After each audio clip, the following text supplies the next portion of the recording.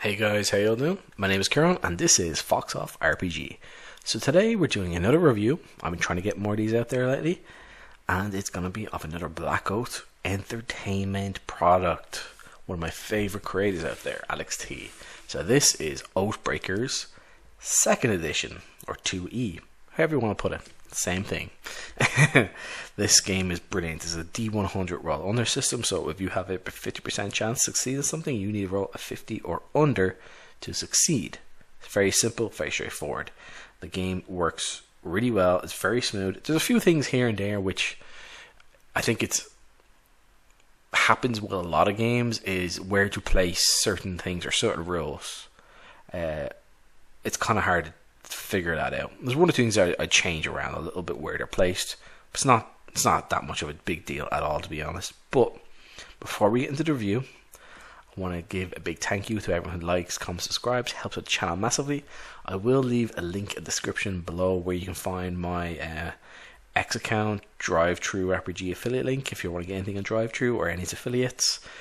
You can use my code and it will help the channel massively, and it doesn't cost you anything. And as well, my Discord. I'm trying to get my Discord going a little more. It is rough. It is hard to get going. Discord. I think it's much harder to get Discord going than anything else.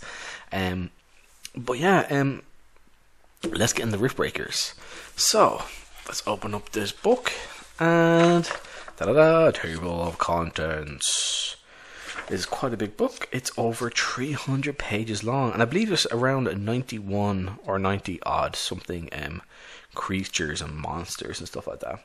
There also is a little prologue adventure sort of thing to go along at the end, which does sort of give you a little bit at the beginning. And as you can see, first piece of art, absolutely brilliant. Black and white with a little bit of colour.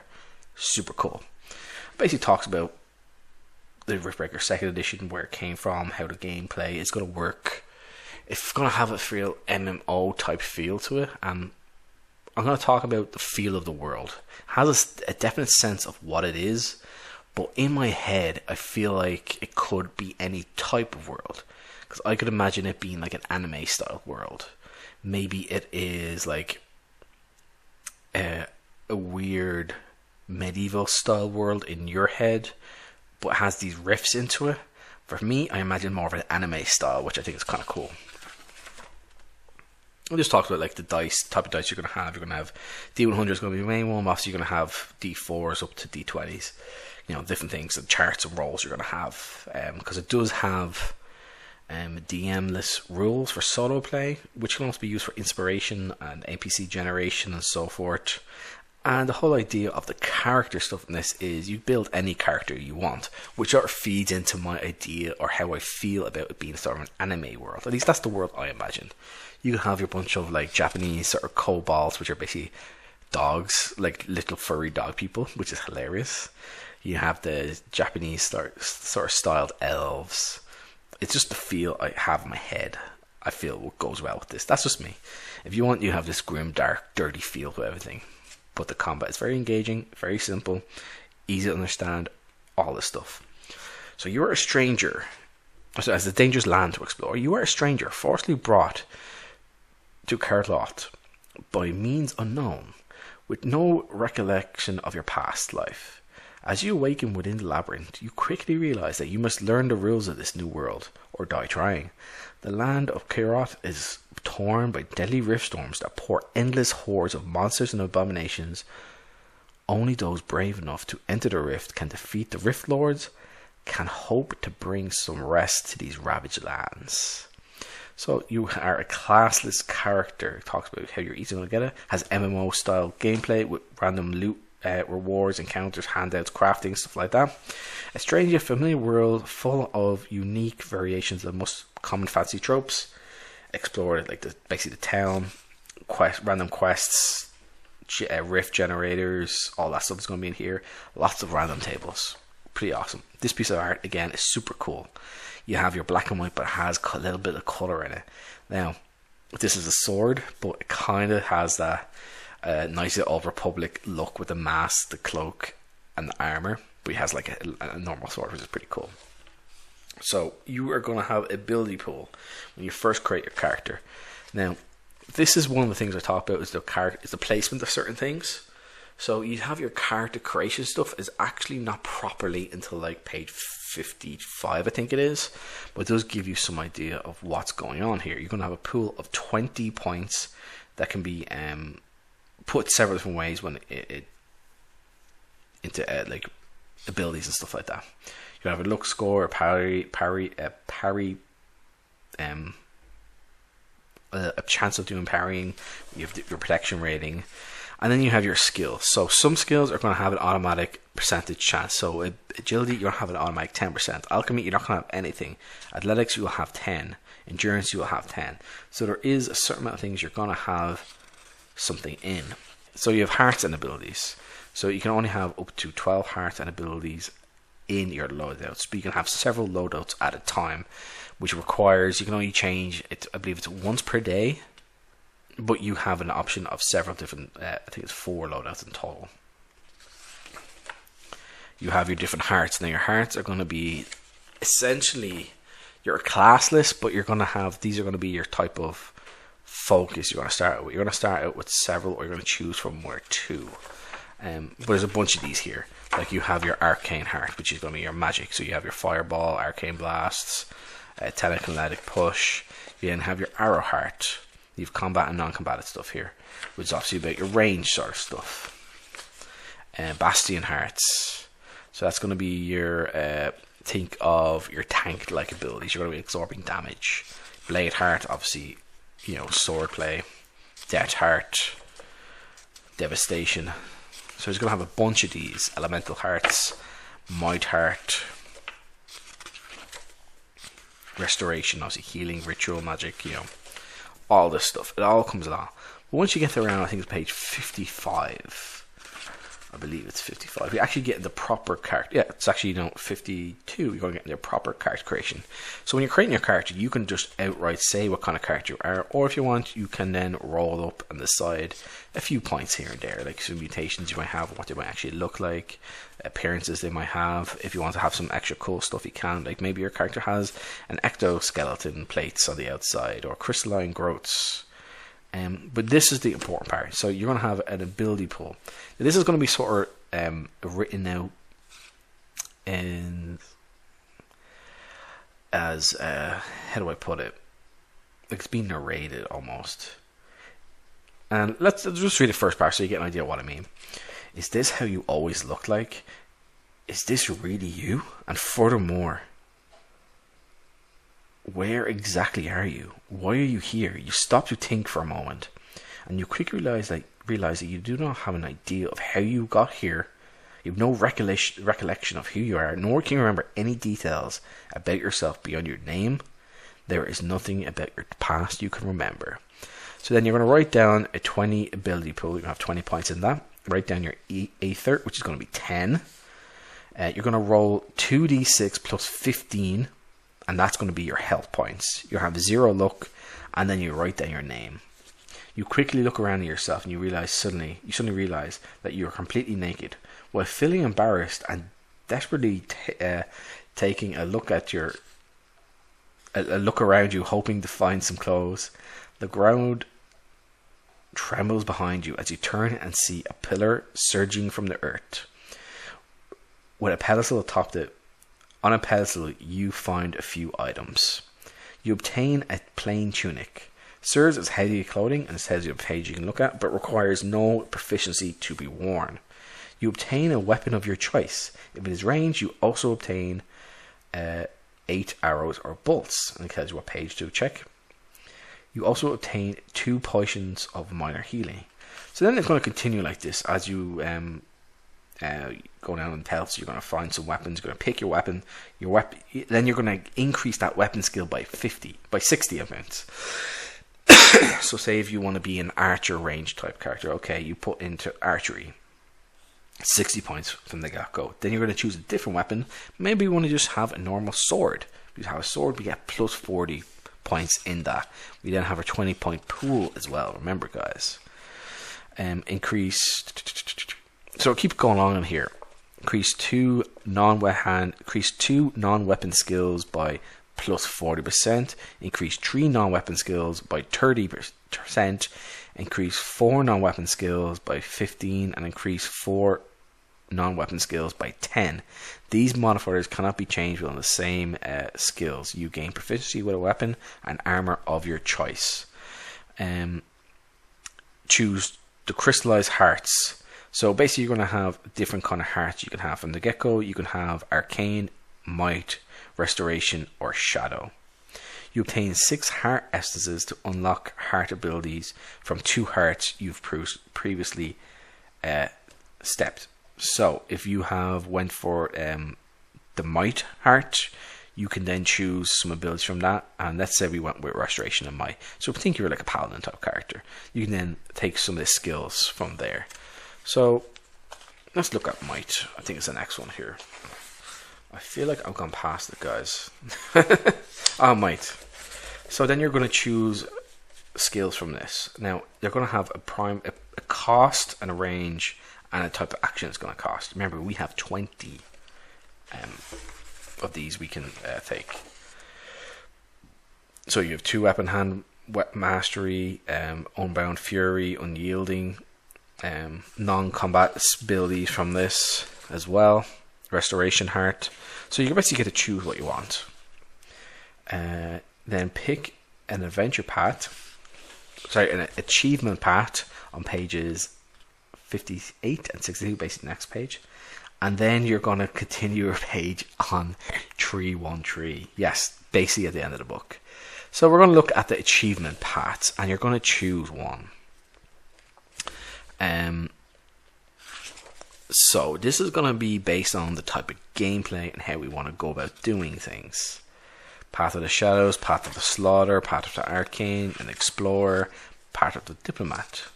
And then we're going to go to page 313, which is kind of funny. And this is basically your introduction, sort of mini path adventure thing you're going to do. And it goes through here, and it kind of talks about what it is, what's going on, darkness and light, traps. But yeah, this is sort of like where you are.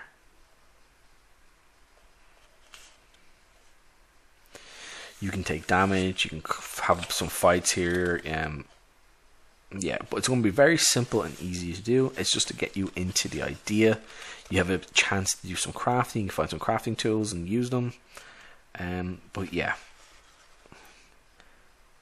And once you get out of there, you basically will gain some coin that you use. But yeah, it's pretty simple, straightforward, guys. And we have the core rules. Dun dun dun. So some actions may be easier or more difficult depending on the circumstance, on the occasion, or the GM. If playing alone, you might assign a difficulty modifier to your check based upon what you think the difficulty should be. So you shouldn't go easy on yourself. So you think something is going to be super easy to do, you're going to have a plus 30 modifier to it. You can either roll out to decide what it is, or you can decide for yourself what it should be. So if you find a door, it's locked, what kind of lock is it? You're going to decide is a light lock. It's just like one of these little things you just open. Maybe it has like a latch on it, maybe it has a big heavy lock onto it, maybe it's big heavy metal doors. The big heavy metal doors, maybe it's going to be hard. You have a minus 20 to your check. Maybe you're trying to pick lock it, maybe you're trying to smash it down. So these things are going to affect how things go. You can do assisted checks because you can have companions in this, and your companions will level up, but don't worry, we're getting to that now in a little while. Critical successes and fumbles, it's going to have all this simple stuff here. Advantages, disadvantages, super easy. So say if you gain advantage on something and you do a skill roll check. Let's say I have an ability score of 60 and something. I roll with advantage, but I roll a 72. Well, that means I would fail. But since I have an advantage, what it does is it changes it from a 72 to a 27, so the numbers swap around. But the same applies when you have disadvantage. So say if I did pass it, but I had it on disadvantage, and then it would swap around and I mightn't pass it off. So say if I had a 60 and something, I rolled a 27, for example, but I roll with disadvantage, it would swap to a 72. That's awesome. A very simple way of doing things. Talks about timers, and maybe You may have to keep time with certain things, and certain sort of events may trigger at certain times. Again, this is going to be stuff you're going to determine as you play, or your DM, or yourself. Ability loadouts. Each player has a table of abilities on their loadout represented on a list. Abilities are assigned to a specific dice roll, so each number corresponds to an ability. A player can add multiple copies of an ability to their loadout to increase the likelihood of rolling a maximum of 3 copies. So this is going to be for procedural type combat and engaging in combat. So I'll give you a little example here. So Amira is getting ready to face some enemies, and for that, she must first get her ability loadout ready. First, she looks at her current abilities: Arcane Blast, Force Blast, and Shield from her Arcane Heart, and Brace. Recover and Shield Slam from her Bastion Heart, as well as Weapon Strike. From her one-handed mace, this is already 7 slots from her ability loadout fill. So that leaves 5 more that she can fill out with duplicates, and then she may decide she wants another 2 Arcane Blasts, for example, for extra damage, or 2 additional Shield Slams.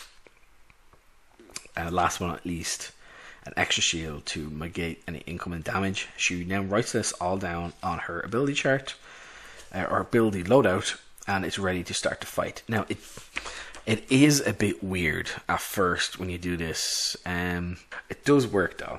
At the start of the round, a turn, the player will roll a d12 to draw an ability. If they roll the same twice or more, they would instead draw the next ability. So losing access to abilities mid-combat. If for some reason you lose access to ability you had in your loadout in the middle of a fight, the most typical example of this is being disarmed. So the weapon is unused, so the weapon strike can't be used. Immediately discard and draw a new one. So basically you would reroll again. Ability scores in a loadout that isn't ready in their hand unless they have added multiple copies of their loadout. If you roll a 12, you must take the next ability. The table loops over, so you take ability 1. So if your 12 was gone, you then take the next one. If that was gone, you take the next one. They continue rolling until they have a hand of 5 abilities. But yeah, it goes down through this and how it's got to work. So Anna has her first turn. She rolls 5 times on her ability score to find out basically what her initial hand is. She rolls twice a 3, which is Arcane Blast, and our current loadout. She ignores the second 3 and takes the next available number, which is 4, which is Seal Slam on our loadout. Whenever it's her turn to play again, she has less than 5 abilities in her hand. She will draw, i.e. roll on her ability loadout, as many times as necessary so that she ends up with a total of 5 abilities once more. Player hand management. Players can use abilities from their hand during their turn, paying the Aether cost as required. That's going to be your ability pool, like we talked about before. So you don't want a bunch of super powerful ability stuff. You need to have some really lower costing ones. It's the only way it's going to work. Because if you had ones that cost 7, you had 2 of them, not good. Abilities are immediately discarded after the use. Keep in mind that after the Aether replenishes at the start of the night each round. So it is pretty simple, straightforward, but I think it works better when you're showing it. It took me a little bit to get used to it. So you're basically going to have 20 points. Those points will then recover at the start of the next round. Then you're going to roll the dice again 5 times in the D12 to get your loadout. So you're going to have to put it down. So yeah, it does work pretty simply. And then you have your different zones of combat. So if I'm over here, or if I'm over here and they're over there and so on forth, but I have close melee stuff, I can't really, I can't hit. Even for round 2, I still can't hit. I have to be in close range to use my melee abilities. Range abilities I think it's 1 to 3, and spells 1 to 3. So basically, the zone 4 is, I think it might have some special abilities. I think it might be enemies or Rift Lords. I can't remember off the top of my head. They can do some of them can do attacks from there, or you just have to walk in and close in the zone. But if I take a movement score and then this character, the enemy makes a movement score down close combat, so it's sort of a cat and mouse type thing. You can do evasion, you can do parrying, you can disengage and engage. So it sort of talks about how all the combat sort of stuff works, monster actions, how the monster's going to act, the different abilities a monster might have: acid, arcane, bludgeoning, cold damage, fire damage, force, lightning, necrotic, and it talks about the type of stuff it's going to cause. Healing and death. So after you have rested once every 24 hours, you can heal 1d8 hit points. So that can be anywhere from 1 to 8. So even has fall damage, all the stuff's in here: critical hits and fumbles, different conditions your character's going to have. So if they're blinded, they have a minus 40 to all checks until the condition is removed. For example, if a creature is asleep, the creature immediately falls prone, and any attack that hits the creature is a critical strike. This condition persists out of combat but is a natural sleep, so receiving damage any sort of sleep or sleeping too long will wake them up. So if you do a spell on them and or some sort of potion hits them, cause them to sleep, and if combat ends, once you hit them once, they will then wake up straight away. And companions, I really like companions. They are able to protect you. They're able to add to your abilities, and the way they're done is super simple. So all companions are going to have like, if you find out their agility score, 2d3 times 10. Combat score, it's all going to be 2d3 times 10. I think it is for the most part. No, all of it is, yeah. And then you can find about the role: protector, controller, executioner, or mender. And then it gives you a sort of loadout on what they're going to have, and their pluses and minuses to everything in that. So say if you rolled a protector, going to have a +5 to their health. If you already rolled maximum health, awesome. But if you roll low health and you get a +5, they still have something to do. And then it's going to tell you the action they will perform. So you roll a 4 or 5 for the next d4 plus 1 rounds. A target within the same combat zone suffers a -20 to all attacks that do not include this companion as a target. This effect is not cumulative, so they're going to have a chance to affect combat. I do believe they take up 7 points or 8 points to have a companion in combat with you. So, and they all have different sort of things here. And again, your companion loadouts. So they have again, costs associated to them.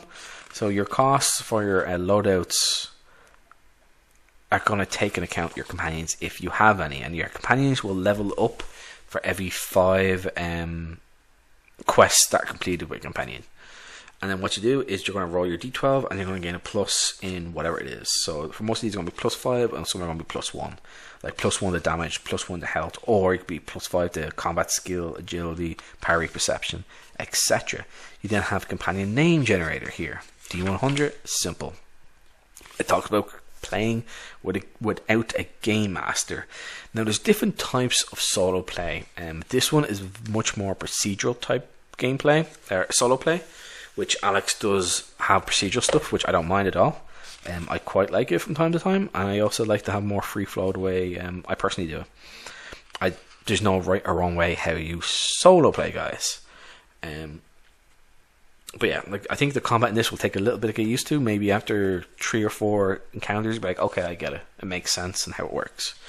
It talks about here setting scenes up, how you're going to go about doing that. There's 1 in 6 chance there's going to be a twist, and what the twist is going to be to come up with that. And you have all these tables and stuff to help you do that. You're going to have your yes and no stuff here. Again, it's going to be rolling a dice. Then the probability of certain actions being completed. Surprise events. You can then roll on your surprise or unknown events table here, and you sort of weave everything together.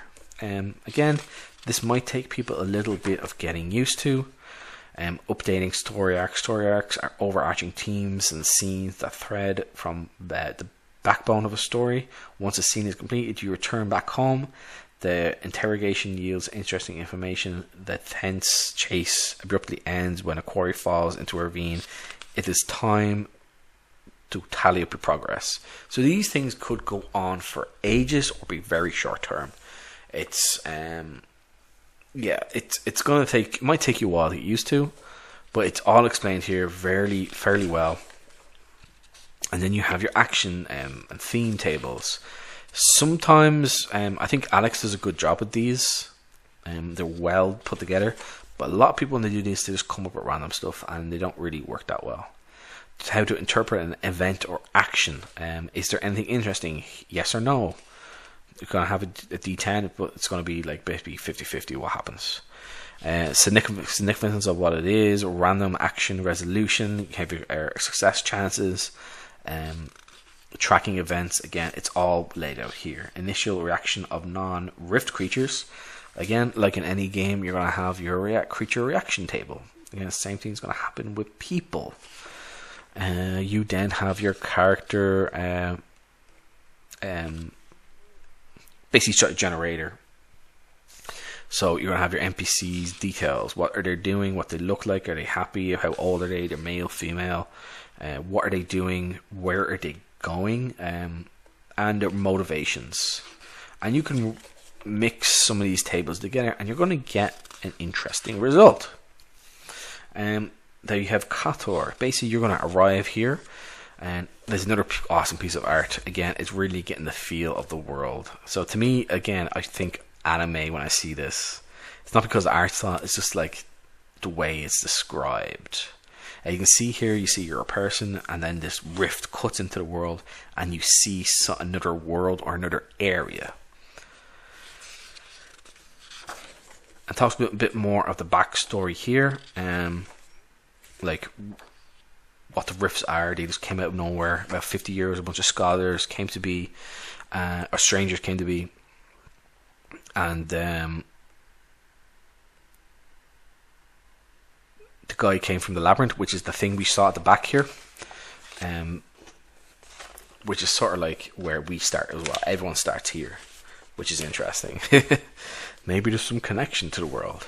And it talks about the hearts and their power, what these things mean in the world, the present day, the different regions, and it sort of describes the regions a little bit. The Bone Peak Spires, the Armstrong Forests, the Crystal Plains, the Mudbloom Marshes, the Violet Sands, the Labyrinth. So it does give a feel and a sense of the world, but it doesn't tell you exactly everything, in the sense that, again, I like to imagine an anime style world, like you're being Isekai'd into the world or something like that. That's just me though. So you have Kalhelos. This is going to be like your town that we're going to be visiting. You have the different merchant quarters. You have the stranger quarters. The strangers are going to be the people like the players. They're us. They've come from another world. We don't know who we are, where we came from. You have your craftsman district. You can then come in here. You can rent out a room for a craftsman place for a day, at 20 of like the currency per day. And you can then, if you're an armorer, you can work on creating armor. I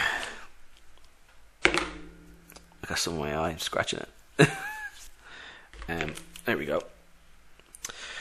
Then you have different organizations when here. You have different types of encounters. So the organizations, you have the Tower Wardens, you have the Quest Boards, you have the Bulwark. These are just some of the people you can have in here. You obviously create your own. You have then urban encounters. D100 table here. Could be officials, elites, laborers, skilled laborers, vendors, fighters or guards, performers or artisans. And then it's going to be how the encounter happen, begin, the events to the background. And then you're going to apply this with your yes and no question generators and stuff like that. And then it talks about traveling across the world. You're going to be able to travel at 3 hexes per day. The party can transfer 2 hexes per travel day. You travel 3 hexes per travel day in the Violet Sands, the Mudbloom Marshes, and the Crystal Plains. Allows the party to traverse 2 hexes per day. Traveling across the Amazon Forest, the Bone Spire Peaks is most difficult, and you can only travel 1 hex per day. Now, it doesn't actually have like a sort of official hex map or anything with this. So you are going to basically more or less decide where you are. So you're going to sort of decide where each of these areas is going to be. And you can use this to sort of figure all this stuff out. It has all here. So for each region, Carlord has a travel die to indicate their danger level. Carhalos has a surrounding farmland and a travel die of D6. Tells you the direction you can go. The Amazon Forest and the Mudbloom Marsh, I keep saying blood, and the Crystal Plains have a travel die of a D10. The Bonespire Peak and Violet Sands have a travel die of D12. And the Labyrinth plays by its own rule. It doesn't have a travel die. It's more about the labyrinth. More about the labyrinth will be released in future releases. But yeah, as you can see, you have different sort of events and all here. So the bigger the die is, the more different directions you could go into and potentially get lost in. You then have exploring the different parts of the world. So you have the Amazon Forest, D20 rolls, and it's going to continue. Interesting finds continued. And then you're going to have different combat encounters you can have. And this is going to equate to combat stuff in the Beastiry in the back. The same with the Bonespire Peaks. Interesting finds you're going to have. Combat encounters, crystal plains, etc., etc. All this stuff comes out here. Again, the same thing for each area. Violet Sands and questing and quest boards. So how do you come up with quests? So whenever you arrive at a board, you must generate a number of quests available to you that day. This is done by rolling a d4 plus 2. You are free to review any, but you must wait 42 hours before you can generate new ones. Once you know how many quests there are, how many quests are available, determine which type of quest it is, and its details to help with the random tables found in this section. Remember that if a quest requires you to reach a specific location within the distance expressed in the number of hexes away from the Carhalos, you must determine the direction by using the random direction table on page 112. And then that's where we were a few minutes ago. Here. So I sort of figure out where it is and where we need to go. Before completing quest, you must roll on the quest reward table so you can see what you'll gain from doing so. This often is determined whether you this will often determine whether or not you will accept a quest or not, since you might not find a reward interesting enough. So basically, you are going to, on a roll a d10, on a 1 to 3, you're going to gain 200 of the currency. On a 4 or 5, you're going to gain 3 skill books. On a 6, you're going to get 1 random blueprint, formula or blueprint. A 7 or 8, a random magic item. And on a 9 or 10, a random companion.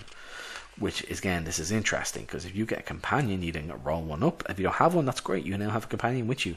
But then remember, they're going to take up a slot in your abilities, and you have to balance that out with your different hearts you have access to, because you can find more hearts and they can be unlocked and they can use different abilities from there, you know. But if you find skill books can be used to upgrade the skills that you have, and you're going to determine what kind of skill books they are. And money's always good, because money can buy stuff. Money can buy you stuff for crafting. Buy weapons or armor or gear in general. But blueprints and formulas allow you to craft. So everything, it's sort of like you need to sort of choose what way you're going to go with things. And you have your reputation. So your reputation as a adventurer is important for the quest board administration. As such, every successful quest you complete increases your adventure reputation by +1. On the other hand, failing our quest reduces your reputation to a -2 to a minimum of 0. So if you're initiate, your reputation is going to be between 0 and 19. The starting rank for new members symbolizes their entry into the guild and their potential yet to be proven. So you have a journeyman, you have between 20 and 39 in your reputation. A rank for those who have gained some experience and have started to show skill and reliability on their quests. Your own room at the guild. You have your own room at the guild's facilities. You get Vanguard, you're going to have more. You're going to have some, it basically talks about leadership and courage, and you're going to access the guild's library where once a week you can obtain a skill book. If you're a champion, you're able to choose which type of quest you want instead of rolling randomly. So basically, you're one of the best. You get to decide, I want to do this type of quest this week or this day. If you're a High Warden, you're going to guild badge and you're going to increase your hand by 1. Exploring. So these are going to be your type of quests. So D12 quest type, you have escort, delivery, monster hunt, patrol, and rift closure. And it's going to tell you what it is. If you have an escort escort quest, it's going to tell you how many hexes they are away. Delivery is going to be you have the influx of material in order to both craftsmen have a constant influx of materials in order to complete their many ongoing projects. This is why it's common to send adventurers with requests for all sorts of materials. As delivery, we will pay the market price for the materials delivered plus the standard quest bonus. So it's basically you're going to go on a delivering goods. You're going to get paid for delivering the goods. It's going to be at the normal market rate, but then when you complete the quest, you're also going to gain whatever it is. Once you know you'll be collecting, roll 2d6 to learn how many units of a material you must deliver to the quest to complete the quest. Any rarity will be accepted, but you will get paid an additional 5 currency for uncommon and 10 for rare. If while gathering materials is asked for you, you may roll 1 to 2 on any of the crafting material tables. So it would be gems, resins, trophies. You are out of luck since they do not count towards your progress.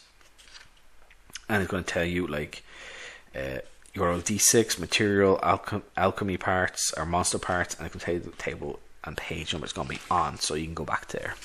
And again, it's going to do this for everything: monster hunt, patrol, rift closures. It's going to tell you how far it is.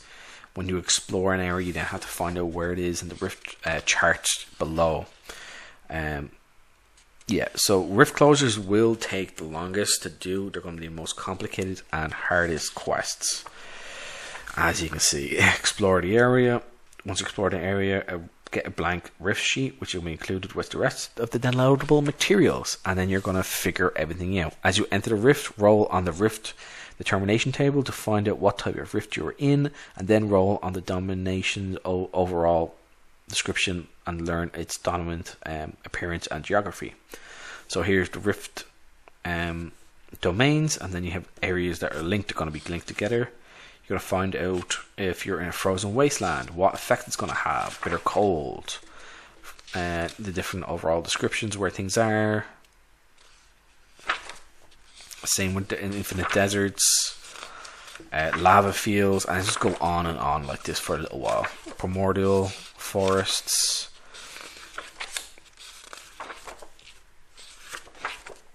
So these are going to be linked to the rifts are links to other worlds or locations or other times. A bit ahead, we then have your sort of landmarks. And then we have our crafting and gathering and crafting section.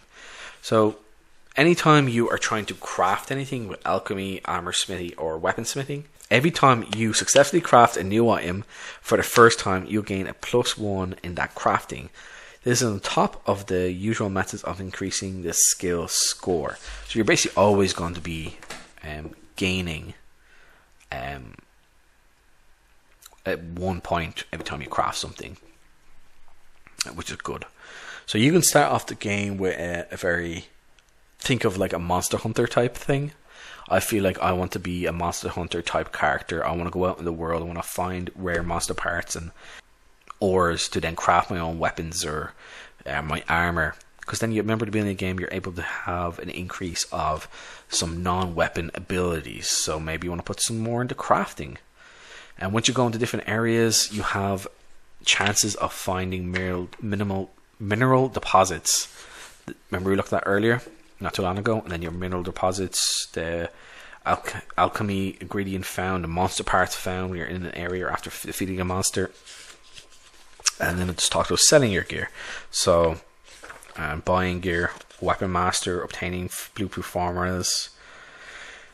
If you retain random blueprint, roll on the magic item table to determine what kind of magic item you're now free to craft. So it's all in here. Same with cooking. Cooking is going to work the same way as your weapon smithing and stuff like that. You need to gain a certain amount of base ingredients, which is going to come from monsters and as well as like from the fauna in the world. So your base ingredients, what they are, they could be fat, blood, heart, flesh, brains. That's for beasts and humanoids. And your aberration ingredients, plant ingredients, gear and loot. Your currency. Again, some of this stuff feels like it should be back a bit or closer together, but it's not. At the end of the day, it's not a big deal. You can acquire blueprints to craft any of the common item prices listed here at the same price as the items they teach you to craft, i.e. 5 for claws, 60 for mail, etc.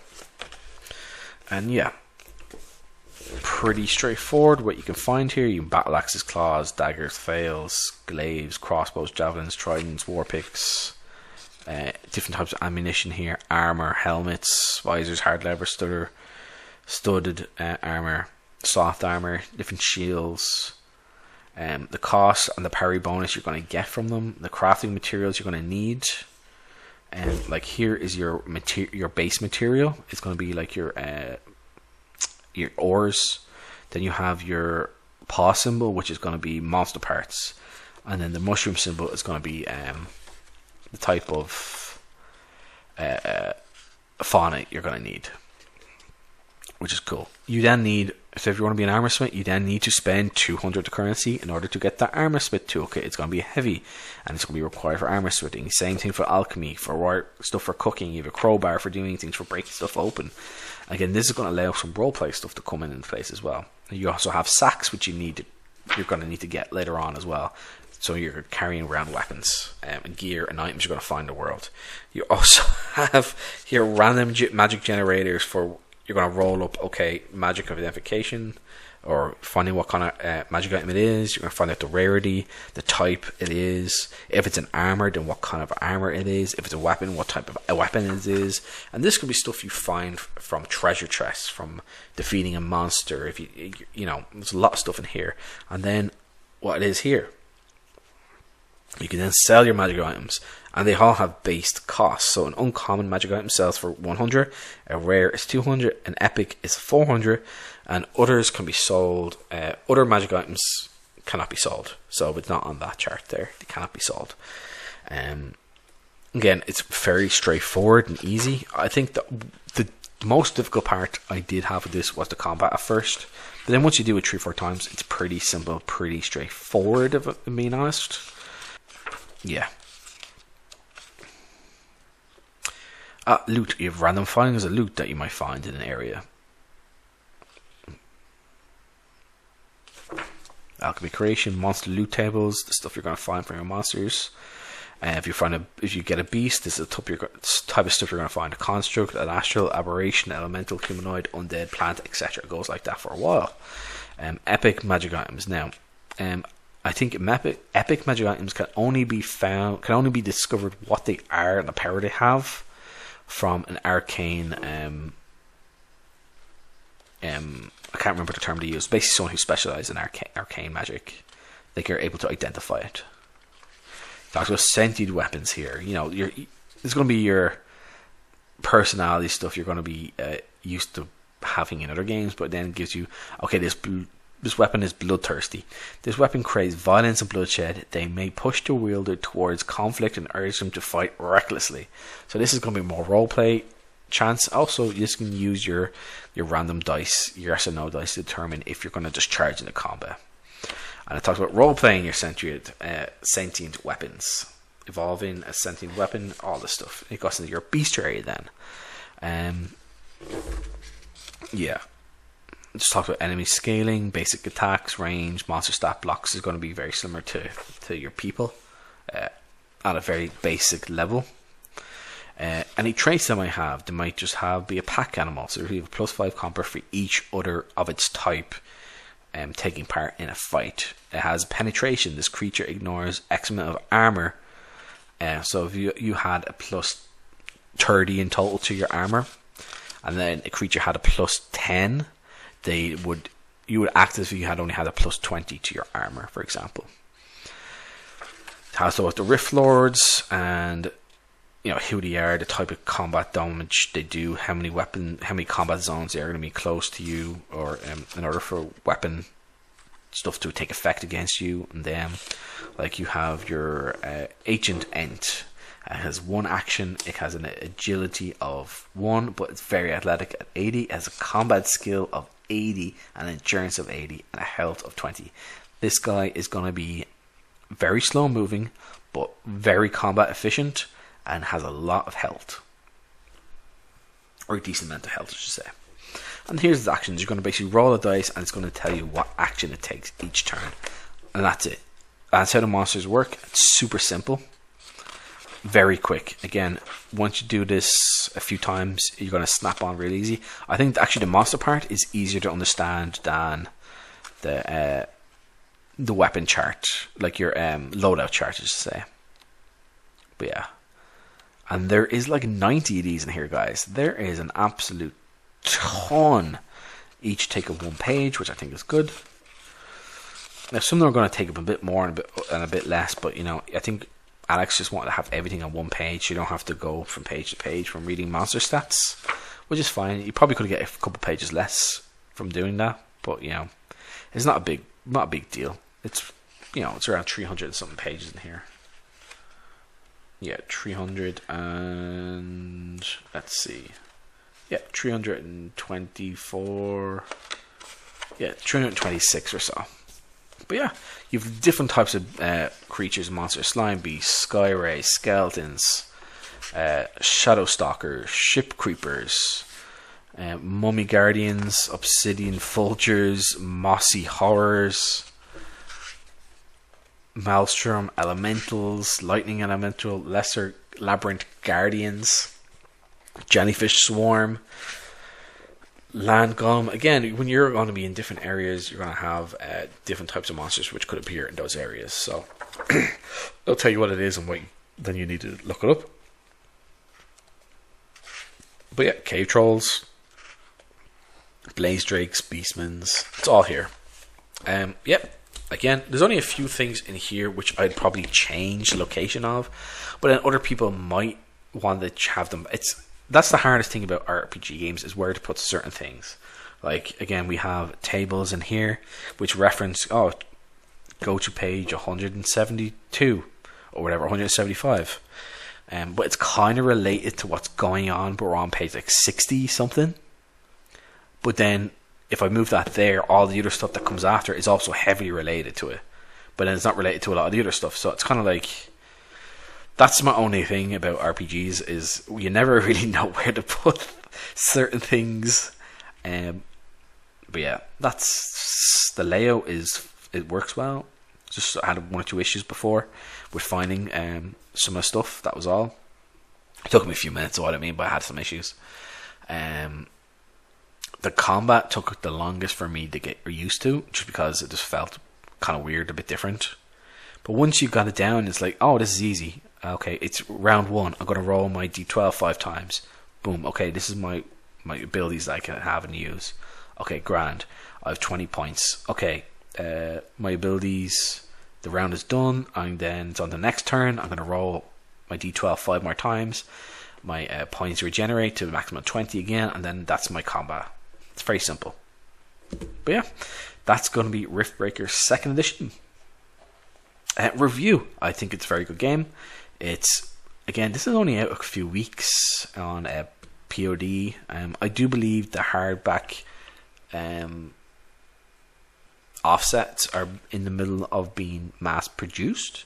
I do know Alec had some samples there a few weeks ago, but they look beautiful, by the way. Oh, I wish I could have gotten them at the time, but yeah.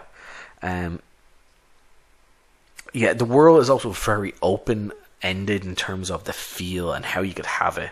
Again, I just like to imagine it's like this anime isekai thing. I got sucked into the world. You don't know where you are. Sometimes the characters don't know who they are. So you can sort of play with that. Because I remember the first Riftbreakers, it did have a bit more of an anime feel to it, at least in the art and some of the way things were done. But this is great. I really like it. Again, only those 2 or 3 little small issues, and that's could partially be a me thing and just my preferences, and also just a different kind of combat system just get used to. Again, it's going to D100 all under. You're going to have all your tables for randomly generating things and coming up with a yes or no, questions and answers. If you're into making sort of scene work, you have that in there. If you want more free form stuff, you can do other things that's not listed in here, or just go off what you feel you want, really. But yeah, I think this is awesome. You should check it out. I did mess up a few times when I was reading this. I was like, that happens, guys. But yeah, if you liked the video, like, comment, subscribe, let me know what you think, and I'll talk to you again soon. Thank you, and goodbye.